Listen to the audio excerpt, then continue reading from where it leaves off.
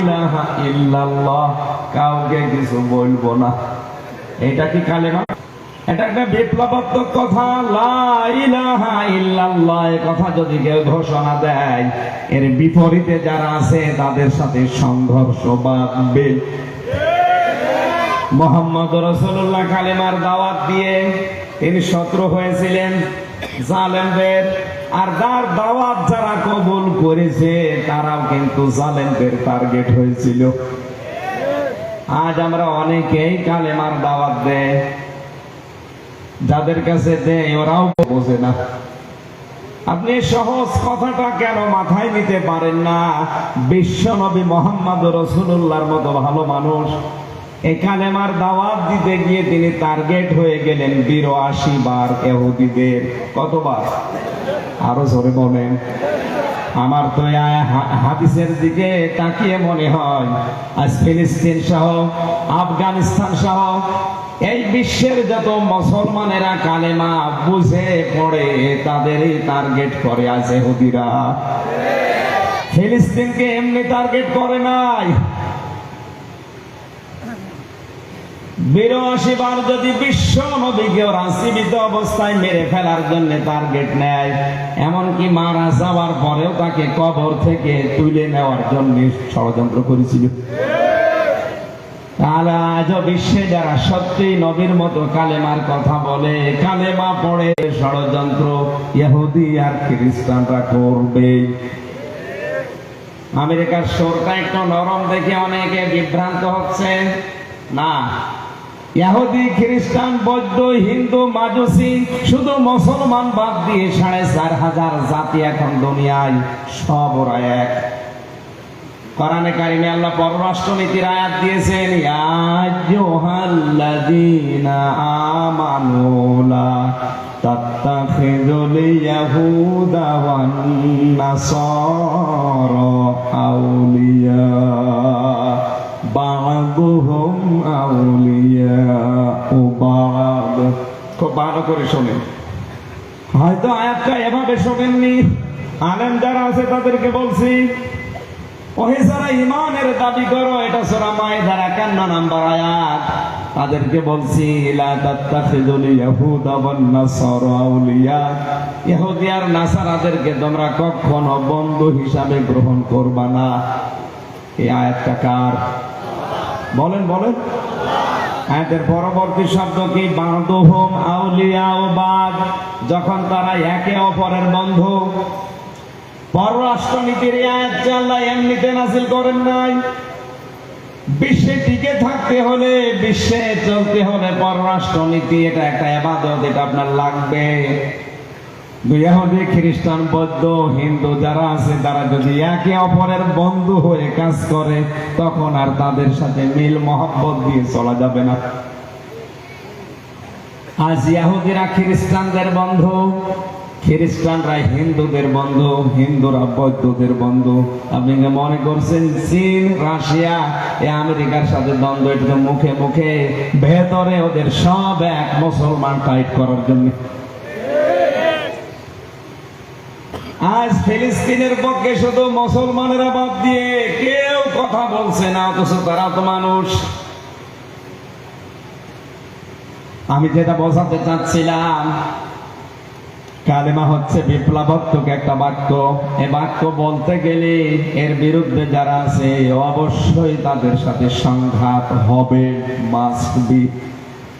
আল্লাহ আমাদেরকে কালেমা সাজ্জেদ কুতুবের মতো বোঝার তৌফিক দিন, বলেন আমিন।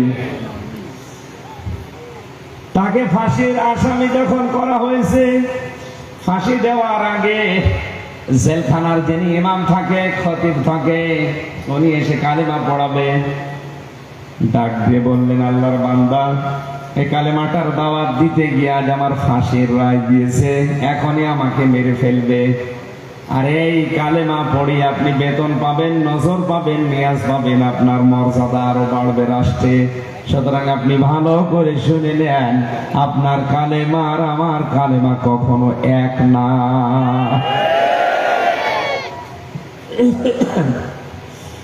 আমি শেষে আলেমের মর্যাদা কামনা করি না, আমি আলেমদের মর্যাদা কামনা করি। ওই আলেম যে আলেমদেরকে ইমাম তাইমিয়া রাহমাতুল্লাহ আলাইহি জানিয়েছেন তিনটা জায়গায় পাওয়া যায়।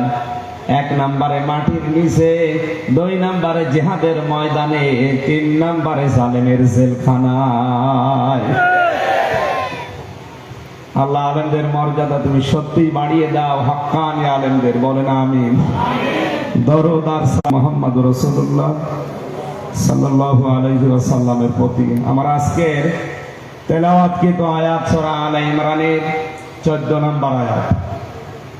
এখানে মহান আল্লাহ আমাদেরকে কিছু জিনিসের প্রতি আকর্ষণ তৈরি করে দিয়েছেন। যেহেতু তাফসীরুল কোরআন মাহফিল লেখা, জোরের পর থেকে যত মানুষের নাম দেখলাম তাফসীর আকারে হয়তো তারা কথা বলেছে, মূল কথা আপনারা শুনে ফেলেছেন। আমি তো ছোট মানুষ, যতটুকু পারি আয়াতের উপরে আমার যতটুকু স্টাডি আছে, পড়াশোনা আছে, তাফসীর আকারে আমি বলার চেষ্টা করব ইনশাআল্লাহ। শয়তান যদি আশপাশে থাকে তাকে যেন আমরা তাড়াতে পারি। শয়তান তাড়ানোর দোয়া আগে পড়ে, আউযু বিল্লাহি মিনাশ শাইতানির রাজিম, বিসমিল্লাহির রহমানির রহিম।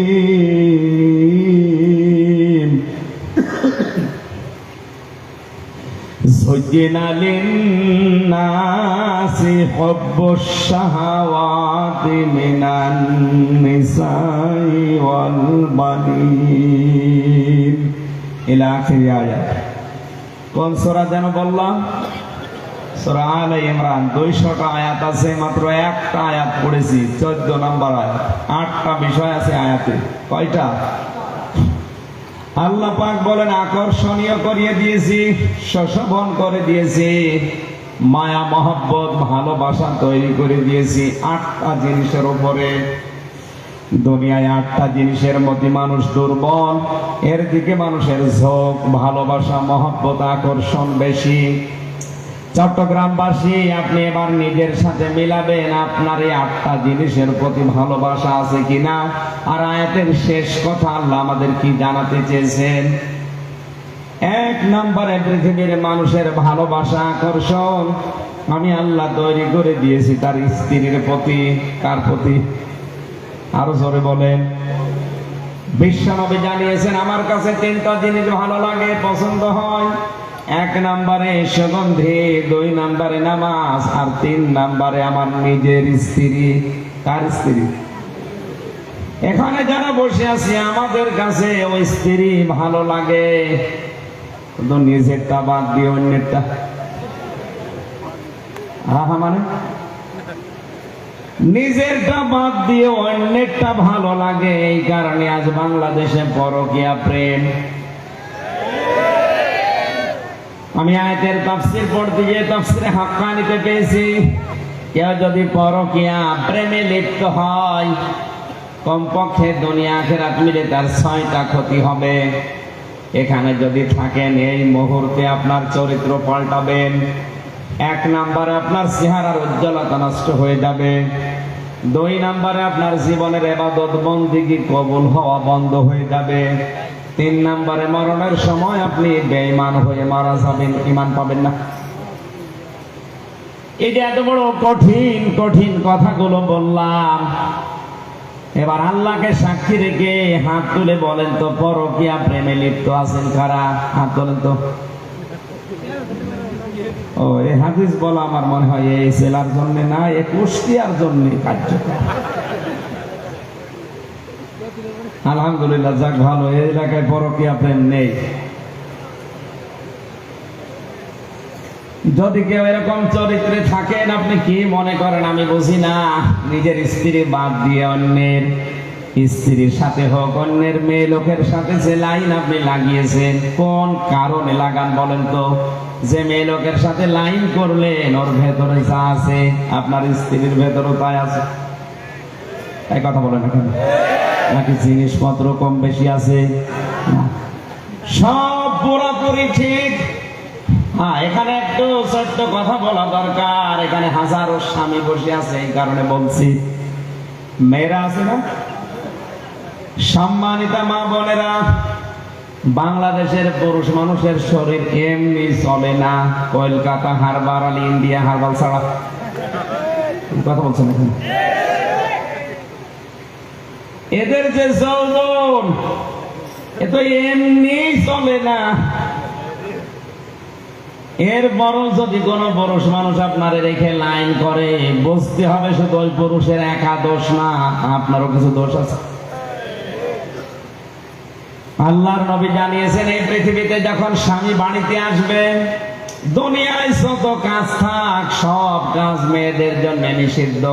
স্বামীকে আগে হাসি মুখে সালাম দিয়ে তাকে সময় দেওয়া মেয়েদের জন্য বড় ইবাদত।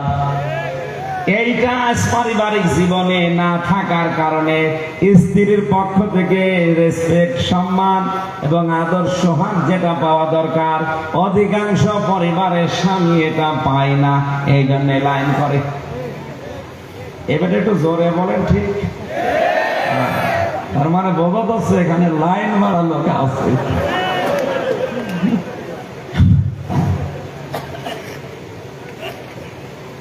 আল্লাহর নবী জানিয়েছেন পৃথিবীতে আমার কাছে স্ত্রী ভালো লাগতো, আমাদের কাছেও ভালো লাগছে। স্ত্রী তৈরি হওয়ার আগে যে চারটা বিষয় খেয়াল করা দরকার, এখানে অধিকাংশ মানুষগুলো খেয়াল করছি না। এই যে লোকটা বসে আছে, বিয়ে করার পরে 10 বছর পার হয়ে গেছে, হয়তো এখন উনি বউ পাল্টাতে পারবে, কিন্তু সন্তান হয়ে গেছে 2-3টা। বলেন তো তারা তাদের মা পাল্টাতে পারবে? আরো আসতে বলেন। এই জন্য উনি সহ যত মানুষ এখানে আমরা আছি, বিয়ে করার আগে অবশ্যই সন্তানের মা কে হবে তার গুণাগুণ 4টা দেখে নেওয়া দরকার। 1 নম্বরে তার বংশ দেখতে হবে, 2 নম্বরে তার সৌন্দর্য, 3 নম্বরে তার সম্পদ, 4 নম্বরে দেখা লাগবে আল্লাহওয়ালা দিনদারিত্ব। অথচ আজকে বাংলাদেশ সহ অধিকাংশ মুসলিম দেশে মুসলমানদের বিয়ে শুরু হয় হারাম কাজ দিয়ে। মেয়ে দেখতে যাচ্ছে ছেলের দোলা ভাই আর বাবা, যে বিয়ে করবে ছাড়া দোলা ভাই আর বাবার জন্য দেখা ওই মেয়েকে যায় যাচ্ছে। আরো আসতে বলেন। অনেক জায়গায় দেখা যায় দোলা ভাই আর বাবা মিলে দেখতে গেছে, বাবার পছন্দ হয়ে গেছে, ছেলে বাদ দিয়ে নিজে বিয়ে করে ফেলেছে। আর ওই মেয়েটা কবুল বলার আগে তো বাবার জন্যও তা, দোলা ভাইয়ের জন্যও তা, ওই ছেলের জন্যও তা। কথা বলেন না কেন? আপনি হারাম কাজ দিয়ে শুরু করলেন কোন কারণে? এরপর সন্তান জন্ম দেওয়ার সময় যেটা করা লাগে ওটা অধিকাংশ মানুষের আমার মনে হয় ওর দোয়ায় জানা নেই। রংপুরে এক মাহফিলে গিয়েছিলাম, এক মুরব্বি এসে বলছে, হুজুর আসসালামু আলাইকুম। চেহারা দেখে তো মনে হচ্ছে অনেক বয়স, কি ছেলে মেয়ে আছে আপনার? কয়টা? 9টা। 9টা ছেলে মেয়ে হয়ে গেছে। দাদা বলে আগে ডাকলাম, বললাম দাদা সন্তান জন্ম দেওয়ার সময় একটা দোয়া পড়া লাগে, একটু বলেন দেখি। বলছো হুজুর দোয়া এখনো পড়া হয়নি। তো ও দোয়া এখনো পড়েননি, 9টা জন্ম দিয়েছেন, আবার কবে পড়বেন? অথচ ওই দোয়ার ভেতরে মারাত্মক 2টা কথা আল্লাহকে বলা হয়, বিসমিল্লাহি, আমি আল্লাহর নামে আরম্ভ করছি আজকের বাসর রাত, আজকের এই সংসার। আল্লাহুম্মা জান্নিবিনা শাইতান ওয়া জান্নিবিশ শাইতান মা রাযাকতানা। আমি এবং আমার স্ত্রী 2 জনের শয়তান থেকে আল্লাহর আশ্রয় চাই, এবং আমাদেরকে রিজিক হিসাবে আল্লাহ তুমি যা দেবে সন্তান আদি, ওগুলো যেন শয়তান থেকে নিরাপদ থাকে, মুক্ত থাকে। এই দোয়াটা আপনি কি খেলাধুলা মনে করেন? নবীজি নিজে শিখিয়েছেন এটা। আজ আমাদের স্ত্রী গুলো যে 4টা গুণ দেখে বিয়ে করার দরকার ছিল, প্রথম 3টা হয়তো অনেকেই দেখে, বংশ দেখে, তার সৌন্দর্য দেখে, তার সম্পদ দেখে। 4 নাম্বার যেটা না দেখলে হবেই না, সেইটা আমার দেখার ভেতরে নেই। এই জন্য অধিকাংশ পরিবারে আজ জান্নাতের কাঙ্ক্ষিত সুখ নেই। পরিবারগুলো আজ জাহান্নামের অগ্নিকুণ্ডে, মনে হচ্ছে অগ্নিকুণ্ড জ্বলছে, জাহান্নামের আগুন জ্বলছে। এখানে একটা দোয়া শেখায়, আমি স্বামী, প্রত্যেকে স্বামী যারা আছেন তারা দোয়া করবেন, রব্বানা হাব লানা মিন আজওয়াজিনা ওয়া যুররিয়াতিনা কুররাতা আ'য়ুনি ওয়াজআলনা লিল মুত্তাকিনা ইমামা। স্ত্রীর প্রতি মহব্বত, ভালোবাসা, আকর্ষণ, এটা আমার আল্লাহ যেহেতু তৈরি করে দিয়েছে, এখান থেকে আপনি 100 ভাগ মুক্ত থাকতে পারবেন না। কিন্তু সাবধান, এদের পেছনে থাকতে গিয়ে যেন আপনার বিশাল জীবন আখিরাত নষ্ট হয়ে না যায়।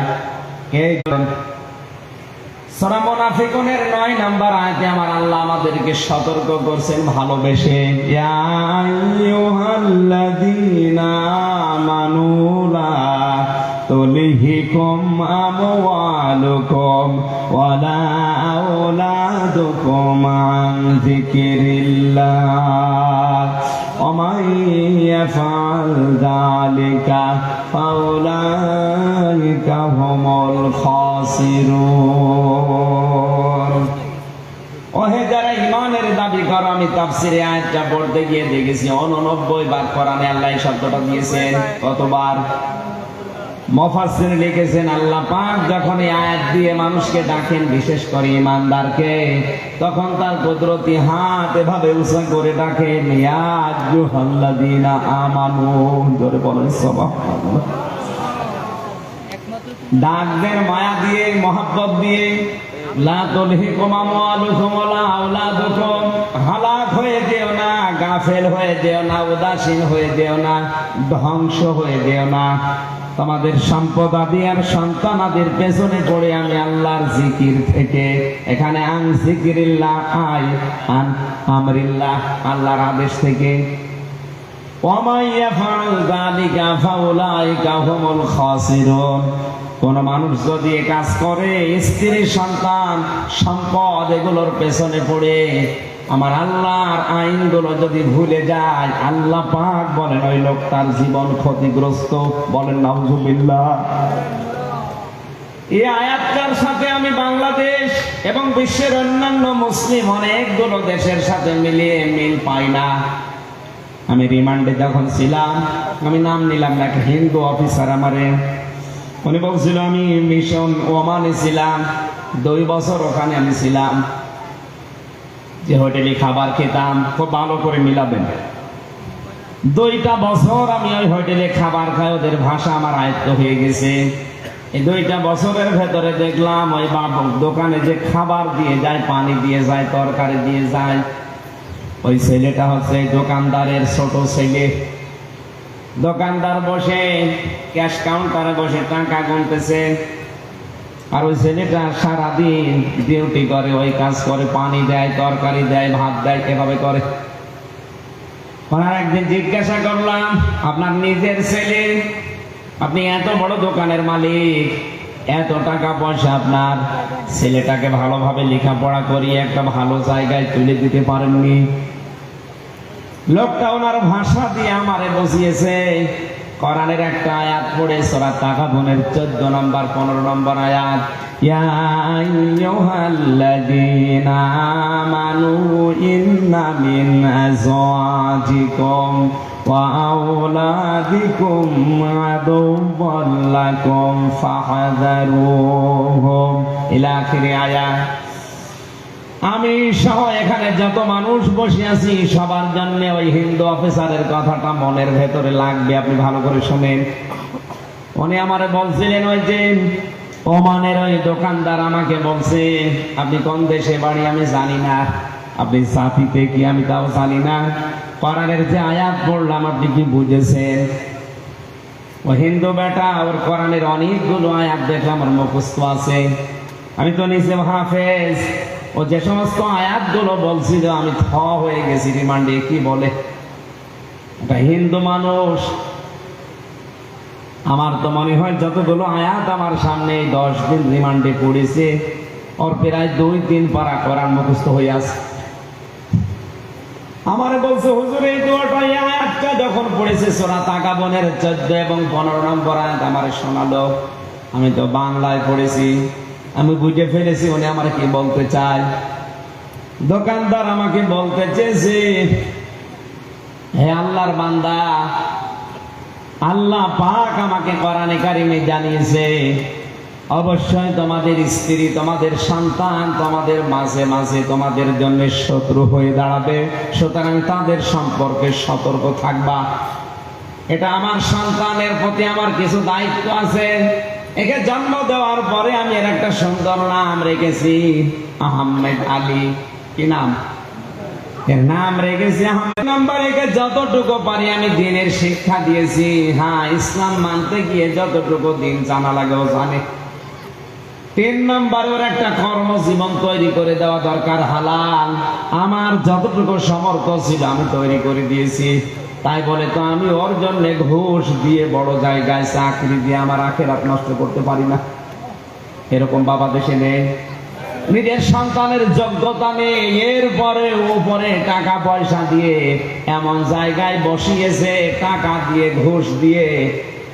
আমি বেশি বলে ফেললাম, এই কথা বলে না কেন? এ বাবা কিন্তু জানে যে চেয়ারের যোগ্যতায় আমার ছেলে নেই, এরপরও ঘুষ দিয়ে ওই জায়গাটা ওই চেয়ারে তাকে বসিয়ে চেয়ারটায় বসে আরো আজে বাজে কাজে, অবৈধ কাজে আঞ্জাম দিচ্ছে ওর ছেলে। কারণ চেয়ারের যোগ্যতা তো ছেলের নেই। দোকানদার বলছে, আল্লাহর বান্দা, 4 নম্বর ওকে আমি একটা সৎ পাত্রী দেখে পাত্রস্থ করেছি। ওকে আমি একটা সৎ পাত্রী দেখে বিয়ে দিয়েছি। নবীজি আমাকে 4টা দায়িত্ব দিয়েছিল, আমি পুঙ্খানুপুঙ্খানু ভাবে আদায় করলাম। ওর জন্য দুনিয়াদার হয়ে আমি তো জাহান্নামে যেতে পারি না। আপনি হিসাব করে মিলান তো বাংলাদেশের সাথে একটা কি সমস্যা, কি প্রশাসনিক কি কারণ? এর চাইতে আবার কি কবরের নিচের ওয়াজ করব? স্ত্রীর গুণাগুণ বললেও যদি আপনার সমস্যা হয়,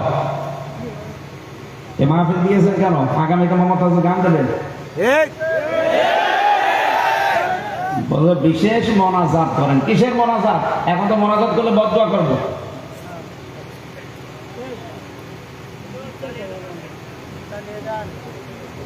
খেলা করার জন্য।